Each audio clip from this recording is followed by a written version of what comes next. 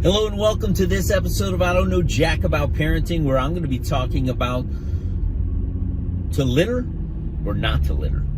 So the big question is this: how are parents like us, who don't have a manual, who are doing the best we can, who feel as though we aren't enough, how are we going to raise healthy, happy children who we are proud of and still keep our sanity in that process? That's the question, and this podcast will give you the answers. My name is Ryan Roy, and welcome to I Don't Know Jack About Parenting, a podcast for parents who are being real with themselves.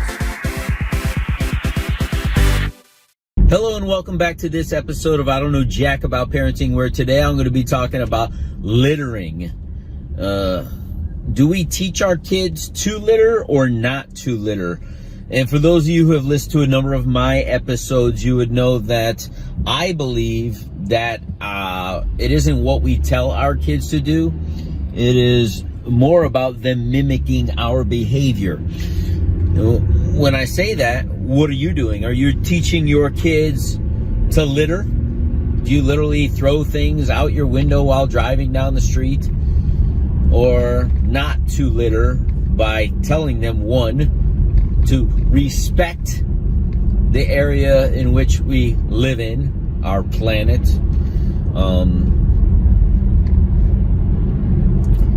To teach them that when they do see litter on the ground, to pick it up and put it in the trash, right? Things do happen. Sometimes, a trash can gets blown over and debris starts flailing in the wind, right? When a hurricane happens, it isn't necessarily littering, it's the earth littering itself by being a little bit destructive. And I'm going to tell you why I'm even talking about this is because one of the things I have my boys do at this point, 9 and 3, I've been doing it,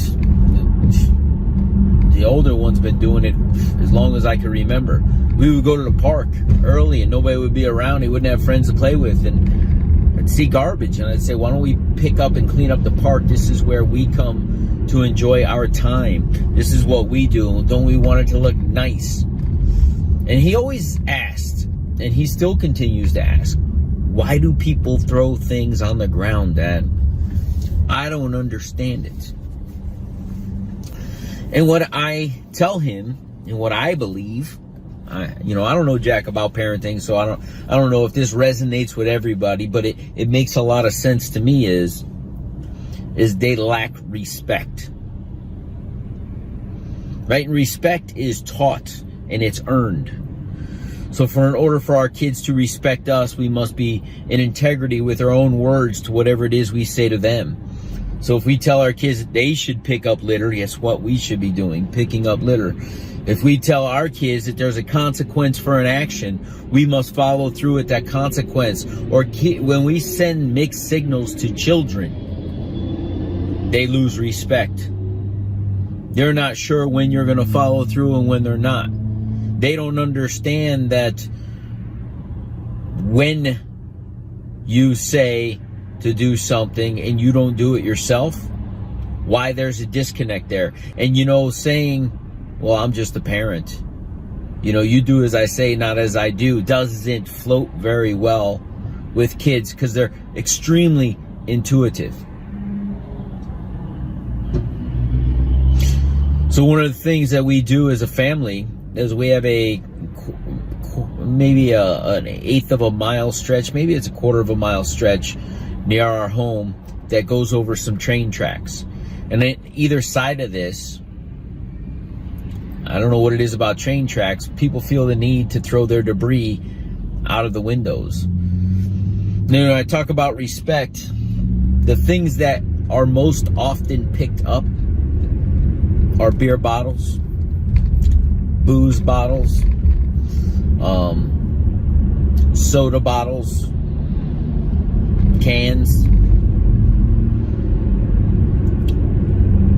And for anybody who would, and don't get me wrong, I consume these things too, but anybody who would consume them and then throw it out the window, one, they don't have a lot of respect for their own bodies, and they obviously don't have a lot of respect for their surroundings.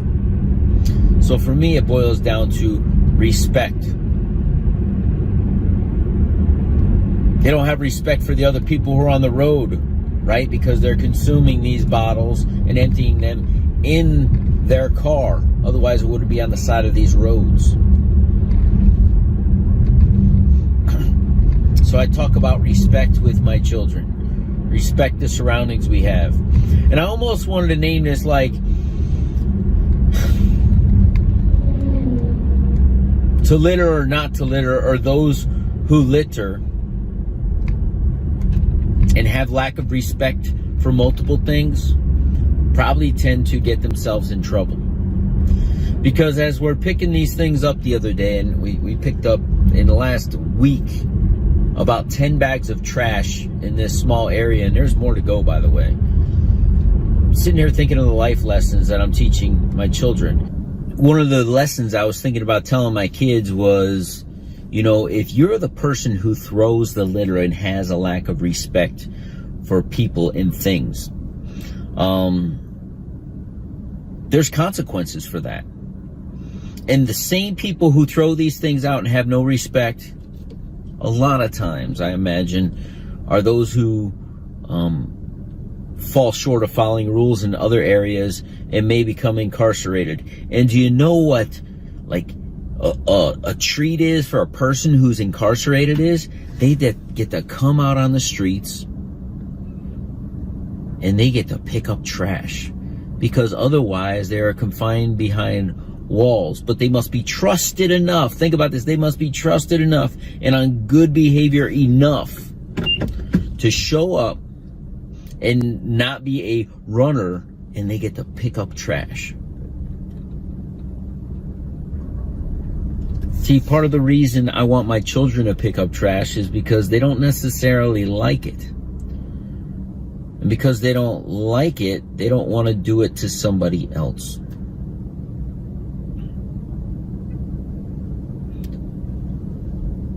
You know, my son, when we were doing this, he says, "Dad, why do we have to do it?"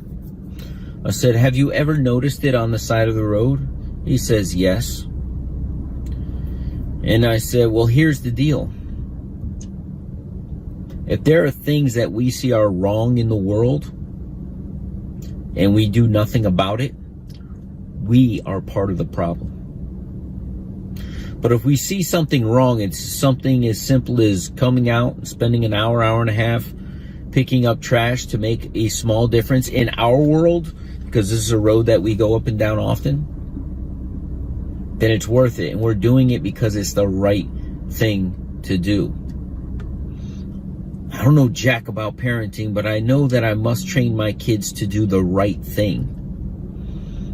And at 3 years old, when I asked Jaden, you want to go pick up trash? He gets excited. Yeah, let's go pick up trash. Let's get the wagon. Let's get some bags, and we'll pick up trash.